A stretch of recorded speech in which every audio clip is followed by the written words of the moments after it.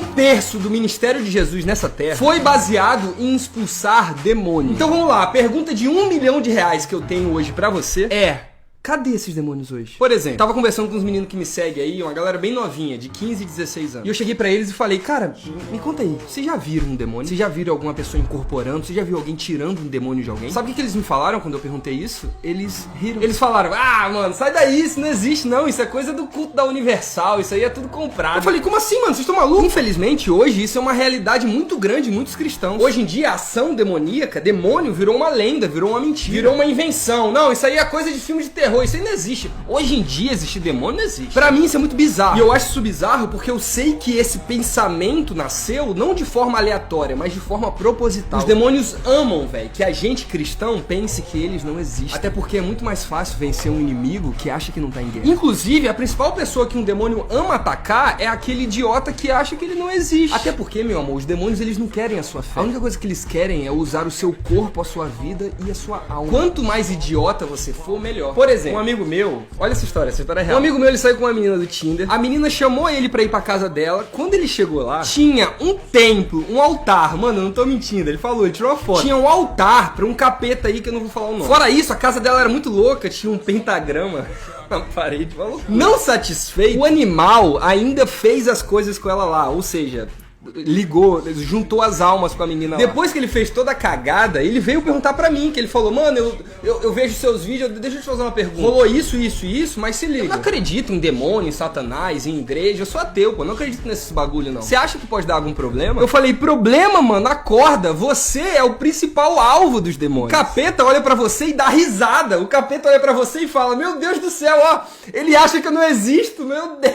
Eu fico imaginando, meu Deus do céu, eu fico imaginando os demônios olhando pros idiotas que não acredita neles e dizendo: ó, os caras ali acham que a gente é invenção da Universal, olha eles ali. Porque tem gente que acha que só porque não é cristão ou só porque não acredita, não vai ser afetada. Não. Já que eu não acredito, não me afeta. Vai achando. E é muito louco falar sobre esse assunto, porque é muito difícil falar sobre isso aqui. Eu quase perdi minha conta em outra plataforma por intolerância religiosa. Então vamos lá. Eu vou te dar um conselho bem rápido e direto sobre esse assunto, e quem tiver ouvidos para ouvir, que ouça. Pensa comigo. 1/3 do ministério de Jesus foi baseado em expulsar demônios de pessoas. 1/3 de tudo que Jesus fez foi baseado em lutar contra capeta, contra demônio, contra a potestade espiritual do mal. No Novo Testamento, o apóstolo Paulo fala, no livro de Efésios, que a nossa principal batalha não é contra ser humano, não é contra carne e sangue. A nossa principal batalha, diz o apóstolo Paulo, é contra as forças espirituais do mal. Além disso tudo, o principal inimigo do povo de Deus no Antigo Testamento não era outros povos, e sim os deuses pagões. Em toda a história cristã, o principal inimigo do povo de Deus era as forças espirituais do mal. Mas parece que hoje as coisas mudaram. A nossa briga hoje é com quem pensa diferente politicamente, é com quem vota diferente. É igreja brigando com igreja, é arminiano com calvinista, é isso. Enquanto a gente fica brigando por besteira, os demônios estão rindo da nossa cara, zoando literalmente o quão frio espiritualmente nós somos. Porque entenda, se você se diz cristão e não está sendo atacado espiritualmente, só duas coisas podem estar acontecendo. Ou você não é cristão, ou você tá tão frio espiritualmente que não tá notando quem tá aí do teu lado. Porque o tempo todo Jesus era atacado. Ser atacado espiritualmente não é questão de pecado, não. Porque se fosse questão de pecado,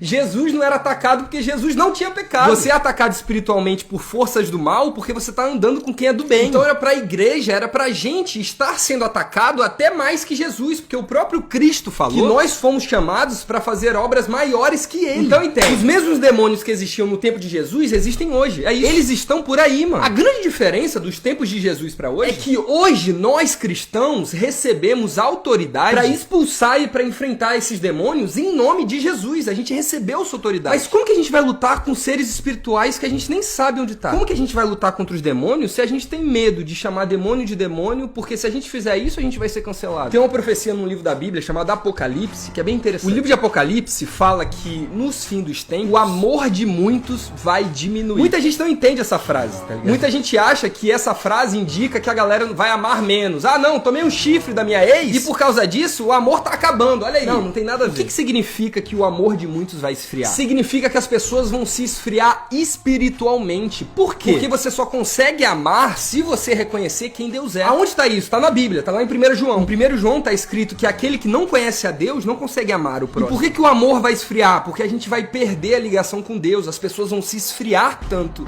espiritualmente que vão parar de reconhecer o Deus que é amor e, consequentemente, vão parar de amar. Esse esfriamento espiritual vai ser tão forte que várias pessoas vão começar a chamar de Messias o anticristo, de profeta, o falso profeta do livro de Apocalipse, e de Deus o dragão. Mas enfim, eu não vou entrar nesse assunto agora porque ele é muito complicado. O que eu quero saber agora é cadê os demônios? Cadê? A gente não se importa mais, a gente não tem medo mais de demônios. Vocês já pararam pra pensar nisso? Por exemplo, recentemente eu falei no meu Instagram que eu tava fazendo jejum. A galera, quando descobriu, ficou meio assustada. Que? Você faz jejum? Jejum? Cristão precisa fazer jejum? Eu falei, é lógico que precisa, vocês estão doidos. O próprio Jesus disse que existem certas castas de demônio que só são expulsas mediante a oração e jejum. Dane-se se você não escuta música secular, se você é do manto que gira, dane-se. Se você não ora e jejua, existem demônios que não vão se afastar de você. E o que eu noto, mano? Eu noto que é muito triste. A real é que a gente vive como se o mundo espiritual não existisse, tá ligado? A gente vive como se o principal foco do cristianismo fosse arrumar um emprego, ganhar seguidor, ganhar dinheiro. Cristianismo carnal, isso é louco. Então o foco desse vídeo é te alertar e me alertar também para o fato que nós precisamos ter realidade espiritual. A gente não pode deixar de acreditar em coisas que existem só porque a gente nunca sentiu ou viu, tá ligado? Porque entenda de uma vez por todas isso. O mundo que você vive não é um mundo carnal, é um mundo espiritual. Tudo que acontece na sua vida acontece primeiro no espírito, depois da carne. Mesmo se você não acredita, eu sou ateu, dane-se que você é ateu, mano. Dane-se. Experimenta duvidar da gravidade. Eu sou ateu, eu não acredito na gravidade.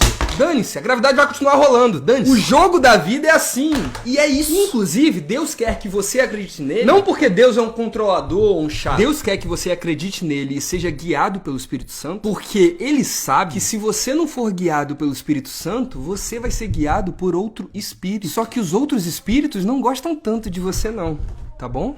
Na real, o que mais os demônios querem é que vocês não acreditem nele. Porque eles sabem que por meio de Cristo, nós recebemos toda a autoridade espiritual para expulsar os demônios e vencer eles. Então a melhor coisa para um demônio é um cristão idiota que acha que demônio não existe. Que demônio é coisa de culto da Universal. Não, isso é tudo pagado, isso é tudo invenção, isso é tudo coisa de filme de terror. Transformar o demônio em uma figura caricata é uma estratégia demoníaca para você ser idiota e não acreditar neles, acorda. Inclusive, essa cultura que você não pode definir agora o que é demônio é uma estratégia também, mas isso é outro assunto. Se liga. Eu não posso mais falar sobre isso aqui, senão eu vou perder a minha conta, infelizmente. Todos os dias no meu Instagram eu tô fazendo live às 7 horas da noite. Lá eu tenho bem mais liberdade, então me segue lá pra você aprender mais um pouquinho, beleza? Mas assim, acorda, mano, acorda, a gente tá em guerra. Entenda uma coisa, a crucificação, a morte e a ressurreição de Jesus não foi o final da guerra contra o capeta, pelo contrário, foi o começo. A diferença é que hoje a gente sabe quem vai ganhar, porque Cristo venceu a morte. Mas entenda, tá rolando nesse momento uma guerra no mundo espiritual. E essa guerra só vai terminar quando Jesus descer lá do céu num cavalo branco, dando porrada em demônio em todo mundo. Então para de ser bobo, para de ser ingênuo. A nossa principal briga não é contra os nossos irmãos, mas contra os espíritos malignos. Inclusive,